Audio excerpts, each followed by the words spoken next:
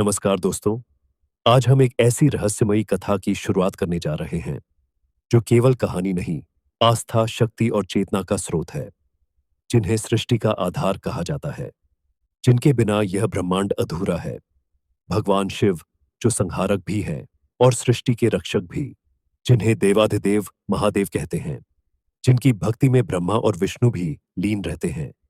लेकिन क्या तुमने कभी सोचा, इन अनादि अनंत स्वयंभू महादेव का प्राकट्य कैसे हुआ? उनके माता पिता कौन थे? और त्रिदेवों में सबसे शक्तिशाली कौन है?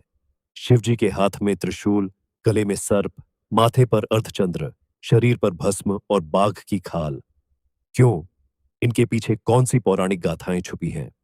और क्यों चढ़ाते हैं भक्त उन्हें भांग का प्रसाद? महाशिवरात्रि का पर्व क्यों मनाया जाता है? और सबसे रहस्यमय बात, कैलाश पर्वत पर आज भी अपने परिवार के साथ निवास करते हैं महादेव, लेकिन कोई भी वहां क्यों नहीं पहुंच पाता?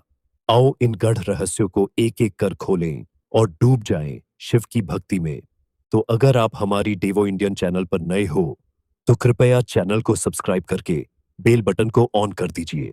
सबसे पहले यह जानते हैं, भगवान शिव का प्राकट्य कैसे हुआ।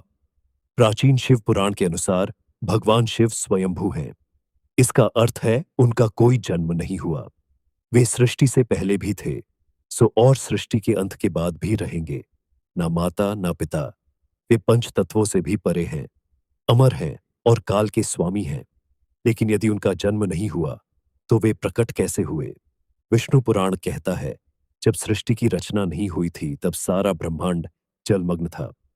उस समय केवल भगवान विष्णु शेषनाग पर योग निद्रा में लेटे थे। तभी उनके माथे से एक तेज प्रकट हुआ और उस तेज से भगवान शिव प्रकट हुए। उसी समय विष्णु की नाभि से एक कमल खिला और उस कमल से ब्रह्मा जी का जन्म हुआ। लेकिन शिव पुराण में यह कथा कुछ भिन्न है। ये कहता है भगवान शिव अपने घुटनों को मल रहे थे और उनके घुटनों से उत्पन्न तेज से भगवान विष्णु का प्राकट्य हुआ। दोनों कथाएं भिन्न है, लेकिन सत्य एक ही है, शिव अनादि है। एक और प्राचीन कथा सुनो। एक बार ब्रह्मा और विष्णु में विवाद हो गया। दोनों कहने लगे, मैं सबसे शक्तिशाली हूं। तभी अचानक एक विशाल जलता हुआ खंभा प्रकट हुआ। उसकी चमक इतनी तीव्र थी कि दोनों देवता हैरान रह गए। वे समझ नहीं पाए यह क्या है। तभी उस खंभे से एक दिव्य आवाज गूंजी, जो इस खंभे का ऊपरी और निचला सिरा ढूंढ लेगा वही सबसे महान कहलाएगा। यह सुनते ही ब्रह्मा जी ने हंस का रूप लिया और खंभे के ऊपरी सिरे की खोज में उड़ गए। वहीं विष्णु जी ने वराह का रूप लिया और निचले सिरे की खोज में धरती खोदने लगे। दोनों ने बहुत प्रयास किया पर सिरा नहीं मिला। हार कर वे लौट आए। तभी उस खंभे से भगवान शिव प्रकट हुए। उनकी महिमा देख ब्रह्मा और विष्णु ने सिर झुकाया और स्वीकार किया, महादेव ही सबसे महान है। इस कथा से सिद्ध होता है शिव का न जन्म है न अंत, वे शाश्वत हैं। अब सुनो, क्या भगवान ब्रह्मा शिव के पिता हैं? विष्णु पुराण की एक कथा कहती है, जब ब्रह्मांड जलमग्न था तब केवल विष्णु शेषनाग पर लेटे थे। उनकी नाभि से कमल खिला और उससे ब्रह्मा जी प्रकट हुए। दोनों सृष्टि की रचना पर चर्चा कर रहे थे। तभी भगवान शिव प्रकट हुए, लेकिन ब्रह्मा ने उन्हें पहचानने से इनकार कर दिया। इससे शिव क्रोधित हो गए और अंतर्ध्याय हो गए। विष्णु ने ब्रह्मा को उनकी भूल बताई। तब ब्रह्मा ने शिव से क्षमा मांगी और प्रार्थना की, हे महादेव, मेरे पुत्र रूप में जन्म लो। शिव ने उनकी प्रार्थना स्वीकार की। जब ब्रह्मा ने सृष्टि रचना शुरू की, उन्हें एक संतान की आवश्यकता हुई। उन्होंने कठोर तप किया। तब शिव एक बालक के रूप में उनकी गोद में प्रकट हुए। यह शिव का एकमात्र बाल्य रूप था। ब्रह्मा ने उनका नाम पूछा पर शिव रोने लगे। ब्रह्मा ने उनका नाम रुद्र रखा, जिसका अर्थ है रुदन करने वाला, पर वे शांत नहीं हुए। तब ब्रह्मा ने उन्हें 108 नाम दिए और तब जाकर वे शांत हुए। यह कथा बताती है शिव स्वयंभू है, पर भक्ति के लिए उन्होंने यह रूप लिया। अब बात करते हैं शिव के गले में सर्प की। क्या तुम जानते हो वह सर्प कौन है? उसका नाम है वासुकी, सर्पों का राजा। वासुकी शिव के अनन्य भक्त थे। उनकी एकमात्र इच्छा थी वे सदा महादेव के समीप रहे। एक बार समुद्र मंथन हुआ। देवता और दानव अमृत के लिए समुद्र मथने लगे। उस समय वासुकी को मंदराचल पर्वत के चारों ओर लपेटकर मंथन की रस्सी बनाया गया। मंथन से वासुकी का शरीर लहूलुहान हो गया, पर उन्होंने अपनी भक्ति नहीं छोड़ी। जब मंथन से हलाहल विष निकला, तो शिव ने उसे अपने कंठ में धारण किया। तब से वासुकी शिव के गले में विराजते हैं और अमर हो गए। एक अन्य कथा में जब भगवान श्री कृष्ण का जन्म हुआ, तो वासुदेव उन्हें गोकुल ले जा रहे थे। यमुना की लहरें उफान पर थी। तभी वासुकी प्रकट हुए और अपने फन से कृष्ण की रक्षा की। एक बार त्रिपुरासुर के संहार के लिए वासुकी शिव के धनुष की डोर बने। इसीलिए शिव को त्रिपुरारी भी कहते हैं। अब जानते हैं शिव के माथे पर चंद्रमा कैसे आया। प्राचीन कथा के अनुसार राजा दक्ष की 27 पुत्रियां थीं, जिनका विवाह चंद्रदेव से हुआ। चंद्रदेव ने वादा किया वे सभी पत्नियों को समान प्रेम देंगे, पर वे रोहिणी से अधिक प्रेम करने लगे। इससे अन्य पत्नियां दुखी हुईं और दक्ष से शिकायत की। दक्ष क्रोधित हो गए और चंद्रदेव को श्राप दिया, तुम 15 दिनों में क्षीण होकर लुप्त हो जाओगे। चंद्रदेव भयभीत हो गए।